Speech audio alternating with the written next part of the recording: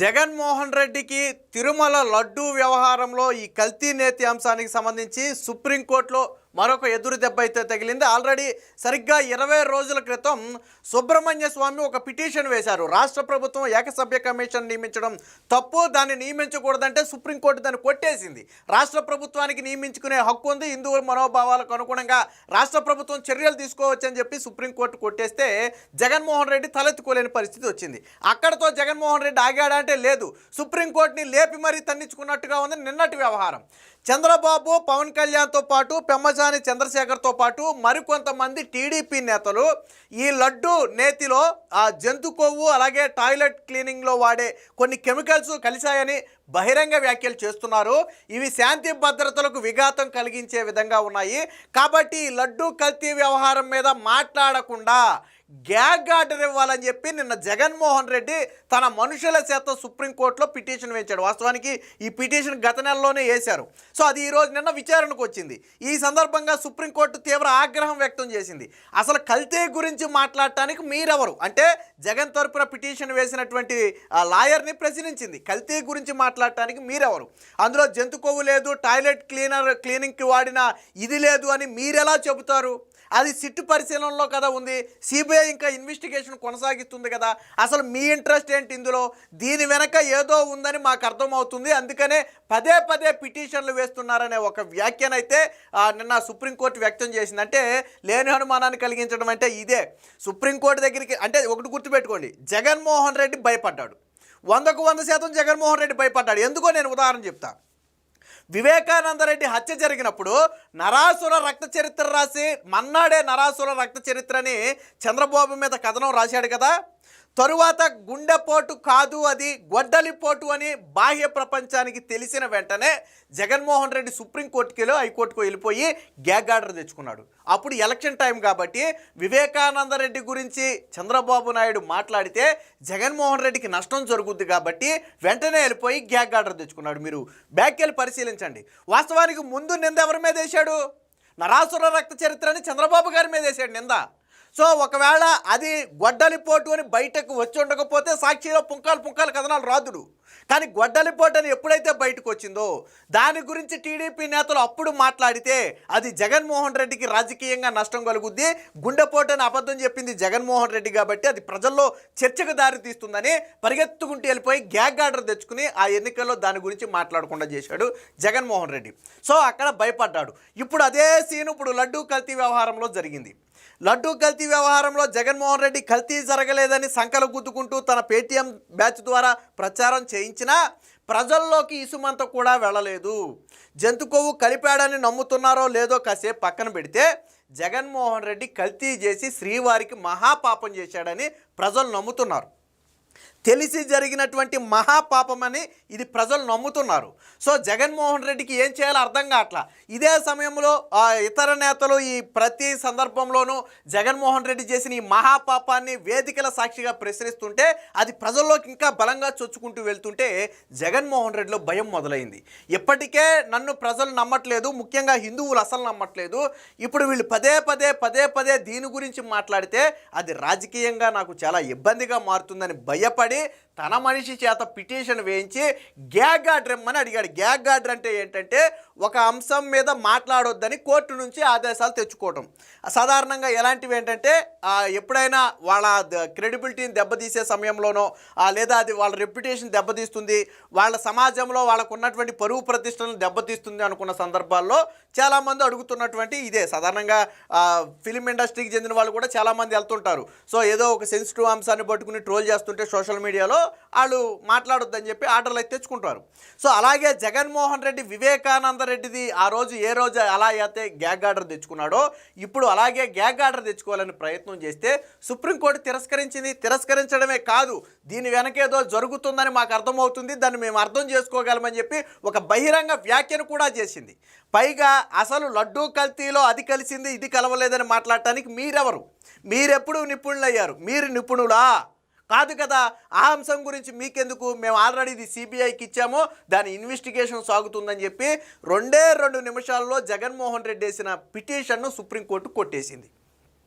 అంటే Jaganmohan Reddy gag order తెచ్చుకుని ఈ లడ్డూ కల్తీ వ్యవహారం మాట్లాడకూడదని చేశాడు. మొన్న ప్రెస్ మీట్ పెట్టి కూడా జగన్మోహన్ రెడ్డి ఏం మాట్లాడాడు? చంద్రబాబు నాయుడు జంతు కొవ్వు కలిసిందని చెప్పి. చంద్రబాబు నాయుడు చెప్పలా, ఎన్డీడీబీ రిపోర్ట్ చెప్పింది. ఈ రోజుకి వాళ్ళు కట్టుబడి ఉన్నారు. ఎన్డీడీబీ రిపోర్ట్లో ఏదైతే జంతు కొవ్వు పంది కొవ్వు కలిసిందని ఆనవాళ్ళు ఉన్నాయని రిపోర్ట్లో వచ్చిందో ఆ రిపోర్ట్కి ఈరోజు కట్టుబడి ఉన్నారు. ఈ రోజుకి వాళ్ళు మాట్లాడేది ఆ రిపోర్ట్ గురించే మాట్లాడుతున్నారు. మొట్టమొదట వచ్చినటువంటి రిపోర్ట్ ఎన్డీడీబీ రిపోర్టు. ఆ రిపోర్ట్ గురించే వాళ్ళు మాట్లాడుతున్నారు. అంతేగాని చంద్రబాబు గారు ఏదో వాసం చూసేసి ఊహించి చెప్పింది కాదది.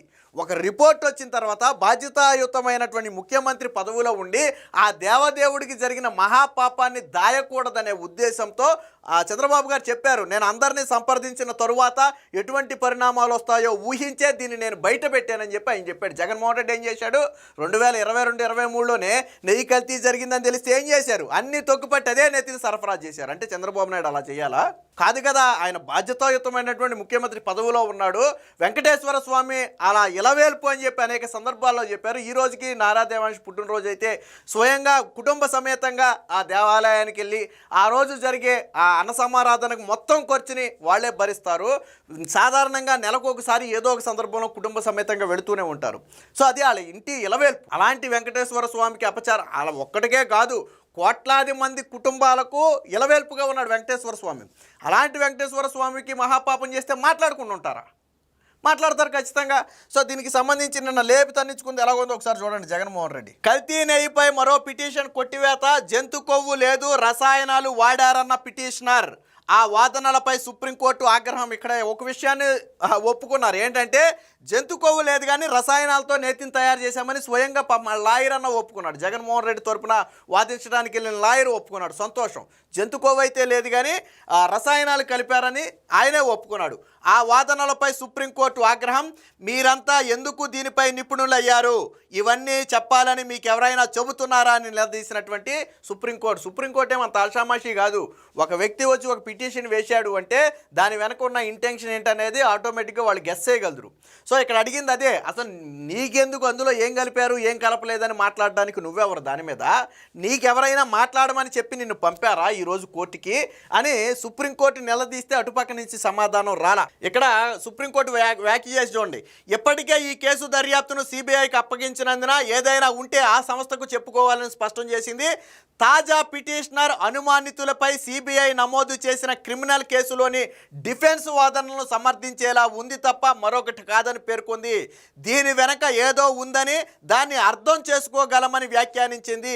సిట్టు లేఖ ఆధారంగా కల్తీ నెయ్యి వ్యవహారానికి కారకులైన వారిపై పరిపాలనా పరంగా చర్యలు తీసుకోవడానికి రాష్ట్ర ప్రభుత్వం నియమించిన గతంలో ఏకసభ్య కమిషన్ను సవాల్ చేస్తూ మాజీ ఎంపీ సుబ్రహ్మణ్య స్వామి వేసిన రిట్ పిటిషన్ కొట్టివేసి 20 రోజులు కాకముందే మరొక పిటిషన్ కొట్టివేయటం అనేది జగన్మోహన్ రెడ్డికి అతిపెద్ద ఎదురు దెబ్బ. ఇక్కడ కోర్టు చేసిన వ్యాఖ్యను మనం కరెక్ట్గా గుర్తుపెట్టుకోవాలి. ఇక్కడ చూడండి. దీని వెనక ఏదో ఉందని దాన్ని మేము అర్థం చేసుకోగలమని వ్యాఖ్యానించింది. అంటే మీరు భయపడుతున్నారు, అంటే వాస్తవాలు బయటపడతాయని మీరు భయపడి ఈ విధంగా పిటిషన్లు వేస్తున్నారు, అది మేము అర్థం చేసుకోగలమని చెప్పి సుప్రీంకోర్టు ఇండైరెక్ట్గా చెప్పింది. ఇక్కడ చూడండి. ఇక్కడ వాళ్ళు మాట్లాడుతూ సిట్టు అయితే సిట్ ఇందులో జంతు కొవ్వు లేదు బాత్రూమ్ రసాయనాలు వాడారని పేర్కొన్నారు. సిబిఐ జస్టిస్ సూర్యకాంత్ స్పందిస్తూ ఇవన్నీ మిమ్మల్ని ఎవరు అడిగారు? మీరంతా దీనిపై ఎందుకు నిపుణులయ్యారు?